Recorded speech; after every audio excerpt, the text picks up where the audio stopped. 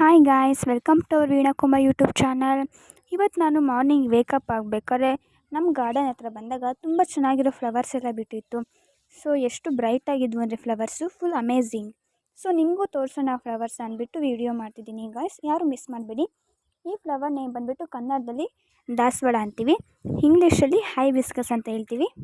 Next ಅದ್ರ ಪಕ್ಕದಲ್ಲಿ ಬಂದರೆ ಎಷ್ಟು ಚಿಕ್ಕ ಗಿಡ ಗಾಯ್ಸ್, ಬಟ್ ಅದರಲ್ಲಿ ಎಷ್ಟು ದೊಡ್ಡ ದೊಡ್ಡದಾಗಿರೋ ಹೂಗಳೆಲ್ಲ ಬಿಟ್ಟಿತ್ತು ಗೊತ್ತಾ.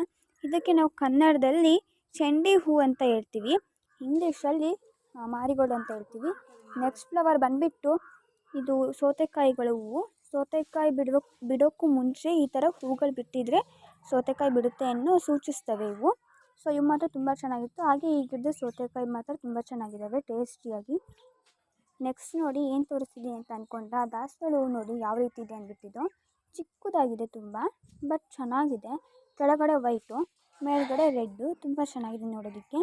ಸೊ ನೆಕ್ಸ್ಟ್ ನಮ್ಮ ಗಾರ್ಡನಲ್ಲಿ ತುಂಬ ಫ್ಲವರ್ಸ್ ತೋರಿಸ್ತೀನಿ. ಸೊ ನಮ್ಮ ಚಾನಲ್ನ ಸಬ್ಸ್ಕ್ರೈಬ್ ಮಾಡ್ಕೊಳ್ಳಿ, ಹೀಗೆ ಈ ವಿಡಿಯೋಗೆ ಲೈಕ್ ಮಾಡಿ. Thank you, bye.